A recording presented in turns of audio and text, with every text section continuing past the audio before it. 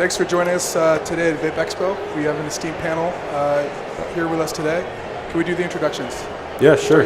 Yeah, Billy Wilson with ejuices.co. We're an online distributor of about 2,000 different vape brands, both direct to consumer as well as to wholesale customers around the globe. It's really hard to follow that up, Billy. Yeah. Lonnie Boseman, I'm with Saber Vape. We are a premium manufacturer of e-liquid. Been in business since about 2011 with strong international premium brands. Hi everybody, I'm James Barret. I'm head of product development for Vape Dinner Lady. And we've launched CBD at the show, pop round. Last but not least, Tim Phillips from eSig Intelligence and CBD Intel, and we provide data and regulatory tracking for the industry. Great. Well, thanks for the introduction, guys. The reason we're gathered here today is because we're all collectively caught up in an upswell of a exploding product, and you guys have gotten in at various different times. Lonnie is a pioneer in the space, and he's responsible for flavor as we know it today. Billy's actually injected himself into the market like no one else really. It's a truly global platform. Vape Dinner Lady is among the most distributed brands on the planet with a unique distribution model. And Tim, I mean, who has better insight than the owner and I guess founder of eSig Intelligence? So I guess we'll start with Tim. What are the most what are the biggest trends in international business development with regards to vaping right now? Where's the market going? What are the issues? Can we just touch on that a little bit? Yeah, sure. Well, look, I mean, maybe let's start with Europe and just kind of understand a little bit about what's going on with the European market. I mean, one of the kind of defining features of this sector is that it keeps changing, and every single year I look at it, something's changed. So that's completely the same for Europe as it is in the US here. But I think where we've got to in some European markets is we've got to a kind of a slowdown in the growth. I think we've certainly seen that in places like the UK and France, where we've got quite a consolidated market now in the vape store space. We're not seeing nearly so many new stores open up, and we have seen a kind of tailing off of that kind of really early growth phase of the market. I would say though that there's still growth in these markets, and we're seeing more kind of growth in a more kind of in a way that's like more likely to last. So I think that kind of growth phase that we're seeing now is more likely to continue on and on. I guess some of the key defining features of the European market is that it's very different dependent on how the retail structure works. So the UK is very different to a market like France or Italy. In the UK, we've seen a lot of growth in the convenience store sector. That's what everyone's talking about at the moment. We're seeing pods and salts kind of really starting to catch on. And we're seeing big retailers to kind of get back into the sector and get really interested in it again. We're not seeing that in places like France and Italy. Traditionally those markets have always been key kind of vape store markets, and we're starting to see product go through the tobacco store sector now in those sectors. So that's kind of some of the things that are happening. But look, similar to the US, I think we're seeing kind of the rise of pods. We're seeing salts being talked about a lot. Juul is launching in a lot of markets, and there's a lot of copycat kind of Juul products. So those are some of the things that are going on. Interesting. And actually, Billy, what is some data that you've discovered on your platform that would surprise most people? So there's a couple different things that I think are interesting, kind of to dovetail off what Tim's saying. We're kind of seeing stagnation in some of Europe, but new markets like Oceania, New Zealand, Australia, starting to see some India, Latin America, that's really, really starting to come online. So for us, since we're an online player, we typically follow the traffic. We're seeing a significant spike in traffic coming from a lot of these different markets that have been offline for a long time. So it's really, really interesting to kind of see, Oceania, especially for us in the past 4 months, has just been explosive. We're kind of seeing, buyers like they used to be back in 2014, where they're comfortable playing. It's funny the markets you bring up, because we've started, Iceland, Australia. I mean, as a core manufacturing company that just does that, we've started to see some of those old markets that went through regulation or went through those problems, now they're starting to come back post-regulation or, with a little more flexibility to operate. We start seeing a lot of what you see sort of come back as well. Yeah. And so from a data perspective, one of the things I think is most fascinating is, we've all seen this explosion of salts happen in recent history, but when we actually run graphs and bar graphs to see what nicotine consumption's been like, since 2013 we see this steady drop off, right? And then literally in the past 6 months, it's almost like a hockey stick in terms of the amount of nicotine in terms of milliliters that's being consumed. So I think that's just an interesting data point, not just for the U.S., but also worldwide, to kind of see how that really affects sales and really affects the use of the products over time. Interesting. And Lonnie, actually, to come back to you a little bit, you've been with vaping right at the beginning. Can you actually walk through just very briefly how you got it started, where, kind of just the journey that went through, and actually a forecast right now, internationally, and kind of where do you fit in this industry and where's it going? I mean, I think the forecast is, that's what we all try and predict, right? We'd love to have the answers, but to touch on Tim's point earlier, right, is you said every year it changes, right? And when you're on the sales side of the market, right, it changes every week, right? Mm-hmm. So just tracking compliance alone, used to be, we would do it kind of on the side, and we would sort of look and go, okay, this might be on the horizon. Now it's a department's job, right? Now tracking that, using Tim's platform, that's powerful. But now we have people that have to use Tim's platform in conjunction with, and it's kind of a thing. So, when I started, it was very niche, right? I mean, we had a couple guys. I mean, to fill a room like this would never be a possibility, right? I mean, to fill a quarter of this room would be a challenge. And so I think when you look at that, and then you kind of look at the innovation along the way, right? That's what you're looking at. You're looking at all the innovation milestones, right? You track the hardware, you track the e-liquid. The e-liquid's really hard to innovate, right? No matter what, in any market, you're always going to be pushing for innovation, I think, right? Everybody's going to be pushing for innovation in marketing and product and sales. And so I think, for the e-liquid side of it, we finally found innovation, right? We found salt, right, wrong, or indifferent. That was our innovation point there. And now I think the markets are sort of catching up, right? We had huge hockey sticks everywhere, right? It doesn't matter what market. You can just spin the globe and go, there was a hockey stick there. And so, all those things start to sort of stabilize, and you start to see, stable growth month over month is what we're looking for. And it starts to balance out a little bit. And I think with that, you'll start to get a lot of those high nicotine users back, whether it's sort of a salt or a standard free-based format. I think it comes back. Interesting. And James, actually, Dinner Lady is a newcomer, relatively speaking, compared to some of the guys here. Yeah, 2016. 2016, but you've taken the market by storm. 86 countries, yeah. Yeah. What does Dinner Lady do differently than almost every other brand out there? And what are you guys doing now? What do we do differently? The GM group, the Vape Dinner Lady is part of the GM group, so there's many businesses within the group, and we're very much a corporate background. So we strategize, we have processes and everything. Okay, so you're not going to tell us, really? That was the we want answer. to know word for word what your processes say. Yeah. No, I mean, what are you guys working on now, and why are you doing that? I've got 342 flavours steeping in development currently in the MPD department. Obviously, we've launched CBD, which has been the primary focus for the last 3 months, getting it off the ground. But we've worked on that for over 3 years myself before I joined the company. But nicotine salts, we're going to be doing more with nicotine salts. Initially, when we launched in the UK with nicotine salts, and I think for many, it didn't take off like people thought it would. Not like here anyway, but it's slowly gaining more traction. Yeah. Definitely. Well, look, there's something to point out. Obviously, there's some big things going on. I mean, the difference between the US and Europe as a market is just the TBD, obviously, and the 10 ml limit on nicotine concentration. That's a big limiting factor. So, we're seeing Juul come in, but they're coming in with a rebranded, redeveloped product, which is, which has the right nicotine concentrations.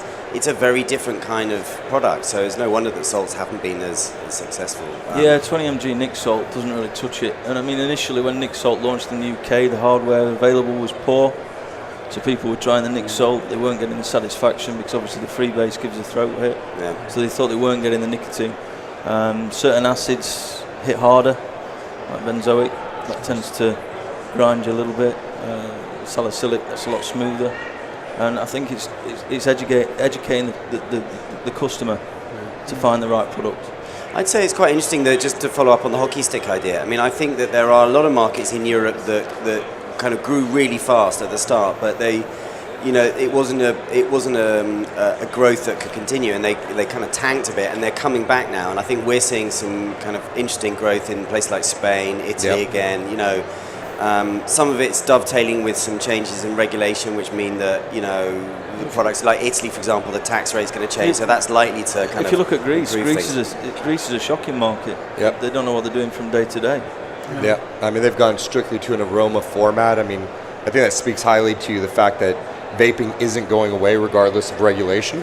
They're going to find a way, they're going to find a means, but certainly in Europe, better part of Europe, the EU, I don't think that the nicotine concentration is as big of a topic as it is here, where right now you kind of don't have a limit, right? They were smart in regulation and pushed the nicotine concentrations down, and they controlled the market, which probably slowed down the penetration of Nic Salts for you guys massively. Yeah. Well, you're right with that, definitely. Yeah. What, Billy? What country has a surprising number of vapors? Like a tiny country that. I mean, for me, the biggest shocker was really Australia, based on how they've treated cigarettes, kind of their whole marketing scheme over there. You walk into a store, everything's behind a closed case. If you're a shop owner, you can't even say we sell cigarettes. Everything's black packaging. I think they're close to $38 for a pack.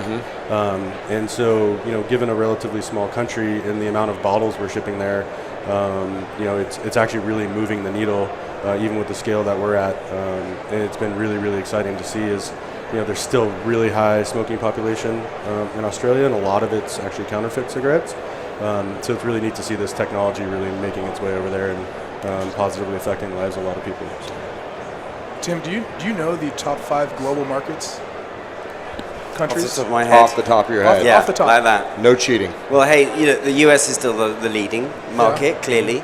I think we've got probably the next few are going to be mostly European. So, France, the UK, I'm sure. UK's 3.6 million users, isn't it? Yeah, something. Well, it depends who you talk to, but yeah. So those markets are very strong. I think after that, funnily enough, Poland is still a big market, but it's declining pretty fast. They've got some big regulatory changes coming in. Yeah. We've got Italy coming back online, I think, and that's kind of an interesting market. And then outside of Europe, I mean, Russia is actually pretty strong. China, interestingly, is kind of slowing down, we think. But the funny thing about China, of course, is you only need a tiny percentage change, and it's a big market, right? It just seems like I feel like it's coming. I think it could do. I mean, look, the other thing, to step back from this and just kind of look at it, broadly, I think, it's inevitable that these markets will come online and will, and you'll get a bigger penetration of vaping going on, right? It's inevitable, right?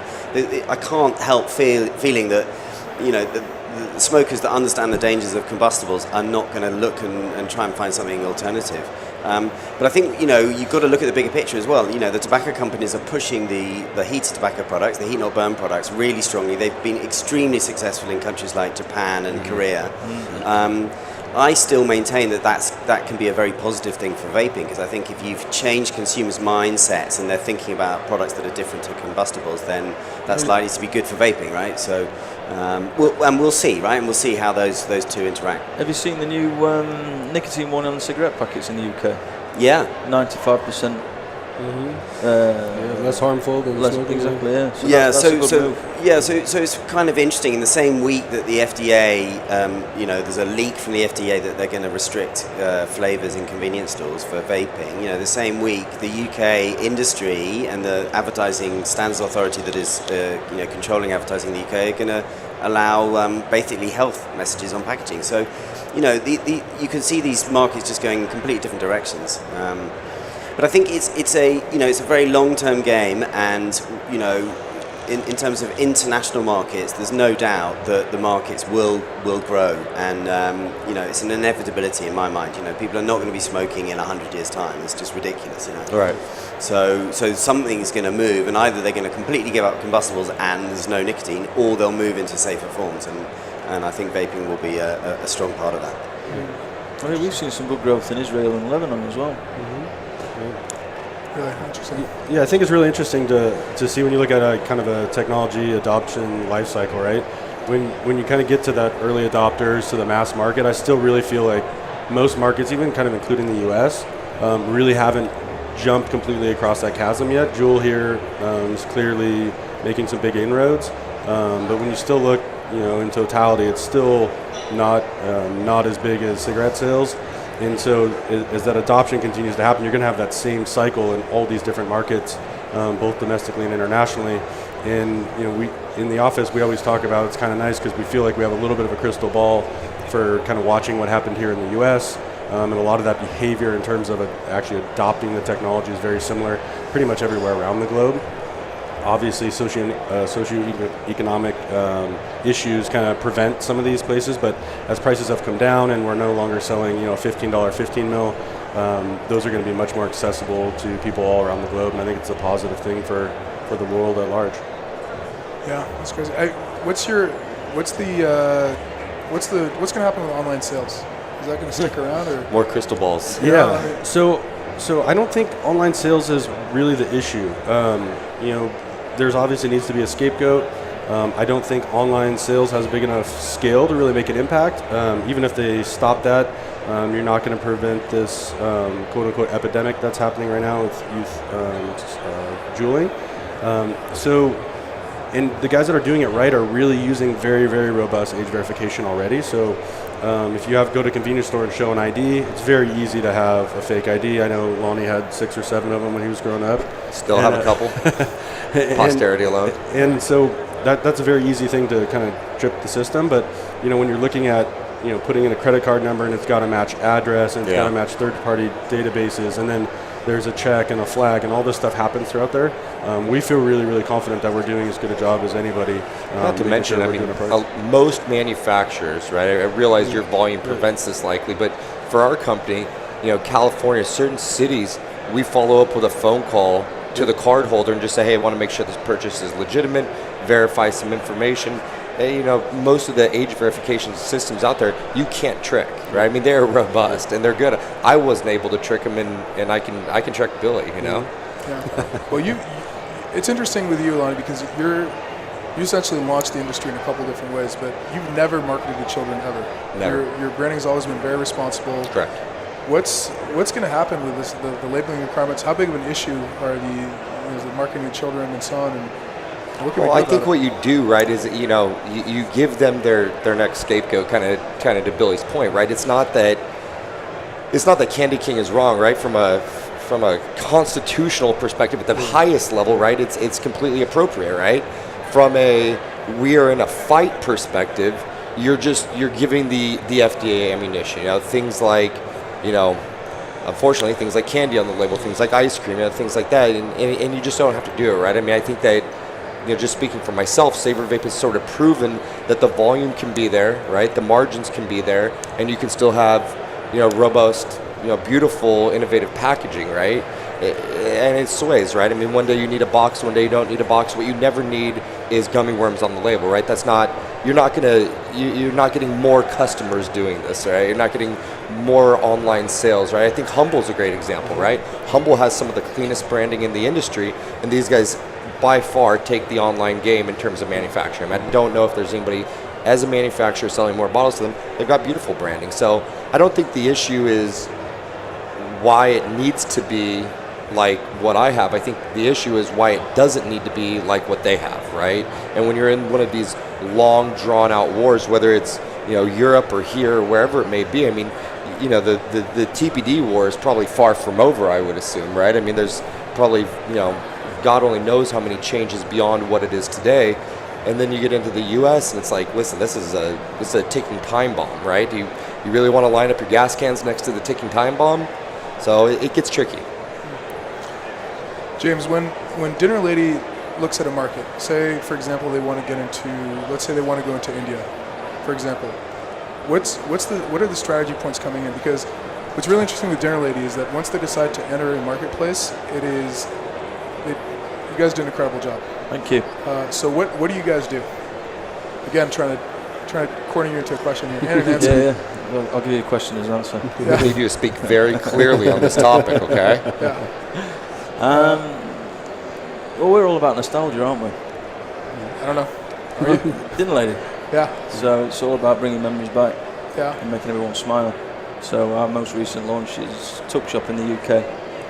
Now, Tuck Shop to you guys is, well, you probably don't. Do you know what it is? I know what it is. Yeah.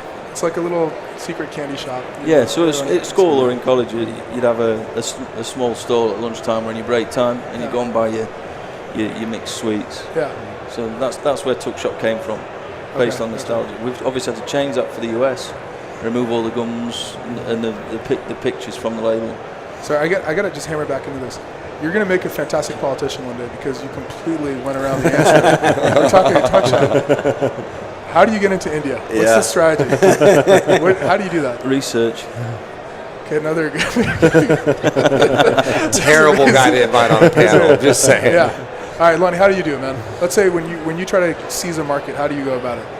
Well, look, I think research is a great answer, and I think strategy is a great answer, right? I mean, you got to have resources, and it goes back. It sounds stupid, but you go back to the guy that puts gummy worms on the label, right? Like, we don't put gummy worms on the label, right? Yeah. We build real brands, and we do real research, and we look at real strategies, and we A/B test our marketing, and you show up. I mean, I think showing up is half the battle, right? Yeah. Like, you just got to be present, right? And you got to talk to people and work the avenues. I mean, if you can't sell e-liquid and you're in sales, you should not be in sales. Yeah. I believe when we first came to the States, we were told to pack up and go home. They'll never work. Yeah. 2 years ago. But you persevere, don't you? And like you say, we're all about. I'm not sure if they really understood who you guys were at that time. We did. Yeah. So, we should note that Tim's actually the CEO of CBD Intel as well. Yeah. What's going to happen with childlike packaging, infantile, juvenile packaging on the CBD side? On the CBD side, yeah, really interesting question. I mean, I think that CBD is going to be seen in the same kind of light, right? It's a controversial area where politicians are going to get involved, and as CBD grows and more people start using it, it's going to run into some regulatory issues like nicotine has, right? So this side of the room, on the nicotine side, can teach this side on the CBD side, I think, a bit about that. But it's interesting, right? I think we thought that that's what we would learn from the marijuana industry, winning so many of those big battles. I think we inherently thought that the THC or the nicotine side would be able to kind of pick up some of those stones and run with them, and we didn't see that. We didn't see that same kind of cohesiveness in that. So I'm interested to see why nicotine would be able to help CBD when marijuana wasn't really able to help nicotine. Well, I mean, I think there's a big, since we're on a kind of international panel, I mean, there's a big distinction, right, between the way that the US is looking at marijuana and maybe North America, so Canada as well, and the rest of the world. And I think the rest of the world looks at marijuana in a very different light, Yeah. So actually, there's a massive headwind against nicotine in the US. There's a kind of tailwind towards marijuana here. And I think those are kind of reversed over in Europe and other international markets. Sure. So, I think the CBD thing is interesting because it from a regulatory perspective, it very much sits in between kind of medical on one side, so medically approved products, which you have here as well, and then on the other side, the adult use recreational marijuana markets, which are starting to grow massively here, but are not growing anywhere else in the world. And CBD, from my mind, is kind of an interesting category because it sits very much in the middle. It's a kind of slightly a grey area. The legal side is not being worked out in most markets, and whilst there's a big consumer demand and this category grows and grows and grows, of course the likelihood is it's going to knock against various politicians who want to sort of do something about it, control it, or whatever.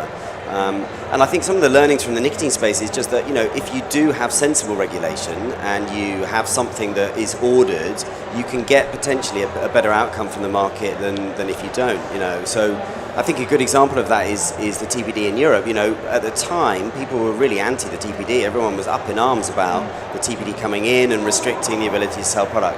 I think what's ended up is that the market in Europe is much easier to deal with than over here in the US, just because you know what the rules are. You know that they're not going to change. That by and large, you've got a much more structured approach to the market, and I think CBD could benefit from that, because some kind of regulation is probably good long term for any kind of new emerging industry, and I think it's the same for CBD. Yeah. I thought one of the interesting things was to kind of go back to the label issue is, we talk about not putting gummy worms on the labels of the products that we sell, or even in some cases FDA talking about banning candy-like flavors.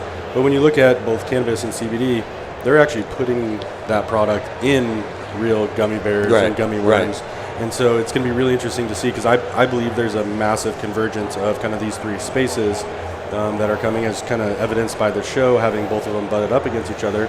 But it's really interesting to see how you kind of morally, from a political perspective, rectify, not allowing this perceived child marketing or nostalgia marketing, but you actually allow this product to go into an actual, gummy bear or gummy worm. So I think that's going to be interesting to watch it shake out over time. Yeah, absolutely. I find the US obsession with gummy bears absolutely amazing. I don't really understand it, because we don't really have it where we are, Tim, you got to try one. There's this one gummy bear that's incredible. Yeah. Is it? You'll check it out. Okay, I will. Oh yeah.